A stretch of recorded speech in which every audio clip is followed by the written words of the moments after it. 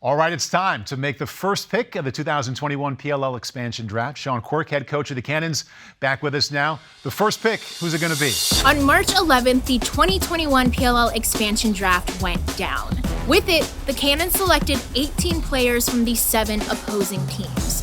So, who was drafted, who will make the biggest impact on the Cannons, and what does it mean for the teams that lost these players? Thank you, Paul. At number 1, we select... What's up, everyone? A lot has happened since our last Fast Break episode with Zed. If you haven't seen it yet, it's linked up here somewhere. But in this episode right here, we're going to cover the last few blockbuster trades, the expansion draft results, and where the Cannons roster stands right now post-expansion draft. Last Monday morning, the league announced a trade between the Atlas Lacrosse Club and the Cannons Lacrosse Club. And the centerpiece of that trade, Atlas midfielder Paul Rabel. That's right, Paul joined the Cannons as their first official team member. The Inside Feed spoke to Coach Quirk about the acquisition, and he said he had his sights set on Paul from the time he was named head coach. Atlas appears to be in full-on rebuild mode as this trade just came out shortly after they traded away Paul Rabel. This time it's Ryan Brown on the move, who's heading to join Andy Copeland and the Waterdogs this summer of 2021. Brownie is the most ambidextrous shooter in the world, shooting 27.1% with his right, 26.1% with his left, giving Copeland a lot of options this year. The week before that, Chaos traded Connor Fields to the Archers in exchange for Ian McKay. All I know is I cannot wait to see Will Manny, Marcus Holman, Grant Amon, behind the back to Schreiber. Wow! Tom Schreiber, Ryan Ambler, And inside, Ambler, Bogan! Christian Mazzone, Inside, Mazzone, goal! and Connor Fields all playing on the same offense, and what tricks they have up their sleeves this summer. And Chaos head coach Andy Towers is truly forming a Canadian super team. Ian joins his roommates Dane Smith and Josh Byrne on the Chaos offense. It'll be interesting to see if the Chaos kick off the 2021 season with that same chemistry they found in the playoffs of the championship series. But it's more than just trade news that's been breaking from the league. The PLL just announced recently that we're heading to Peacock. Yes, you're going to be able to watch all of the PLL games this summer, plus all the other content on Peacock for just $4.99 a month. That's like less than a Big Mac and fries. I'm pretty sure that's less. This means you'll be able to binge watch both us, the PLL, and The Office all in one spot. Hold on 1 second. Oh. And don't worry, we're still gonna have a ton of games on NBCSN and NBC, 20 of them to be exact. And for you international viewers, because you don't have access to Peacock, don't fret.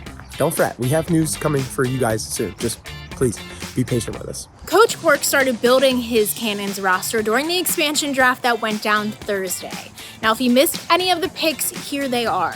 Now, this is just a glimpse into what his roster will look like come June 4th. Remember, there's still the entry draft on March 25th, and then the loaded college draft on April 6th. So what are the biggest storylines that came out of this expansion draft? Let's start with Coach Quirk's first pick. The first pick, who's it going to be? Thank you, Paul. At number 1, we select Brodie Merrill, defenseman, long stick midfielder. I can say that to many, he is the best defender of all time. Also, he's a former Cannon. That works well here. He played 5 seasons there. What else should we know about him, Sean? Not only is Brodie a vacuum on the field, but his veteran leadership through the years has made everyone he's played alongside better. And don't forget, Brodie Merrill played for the Cannons from 2014 to 2018. And while he was there, he also had this crazy full field goal. Cannons will have 3.3. Belial go long. Oh, it's in the net! Are you kidding me? Get out of here! It's in the net! What? It was Brodie Merrill! What? Oh my goodness! What? Are you kidding me? This is what Brodie Merrill had to say about potentially finishing up his career with the Cannons. I feel like I've been getting that question a lot the last few years. I just kind of take it year to year. In some ways, I feel like I'm kind of playing on borrowed time, but again, I still love it, and I'm fortunate to have really supportive wife and family that allows me to do it. Taking it year to year. Now, which teams were most affected by the draft? Remember, Coach Quirk could only select 3 players from the unprotected rosters of each team to bring over to the Cannons. The Chrome Lacrosse Club lost 3 players on the defensive side of the ball. Sam Duggan at short stick defensive midi, Jake Pulver at defense, and nominee for long stick midfielder of the year and master of shovel shots, Reese Eddy. Good look by Jordan Wolf. And a nice save, and then a skip in. Creative. Now, Coach Sudan went and got these guys prior to the championship series, and they made a major impact on the team alongside their fellow beauties. So we'll see how Coach Sudan addresses these positions in the upcoming entry and college drafts. Another team that was hit hard was the Waterdogs. In just their first season, they lost Brodie Merrill, Ryan Drenner, and Drew Simino. Coach Quirk told 10-Man Ride author Joe Keegan that he would have selected 5 Waterdogs if he could have.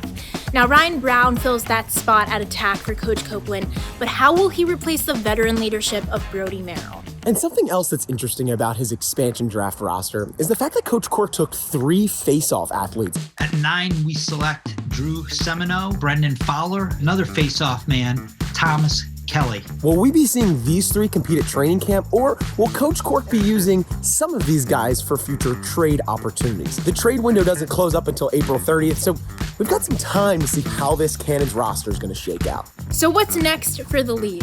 Well, 2 more drafts in the entry and college draft, and then the waiver wire opens again on March 26th for the Cannons. And based on what we've seen these last couple weeks, I bet you there's going to be some major trades. Rosters are most likely to continue to change as we inch toward the 2021 season, so make sure you're subscribed to this channel so you don't miss any of the action. All right, it's time to give something away. All right, final whistle question. Who was the biggest pickup of the expansion draft and why? Drop your answers down below. And for a prize, the winner's going to get one of the first ever Cannons team tees. All right, go comment down below. I think that's it. I'm sure a ton will happen between now and the next time we see you guys, but for now, that's it. See you next week.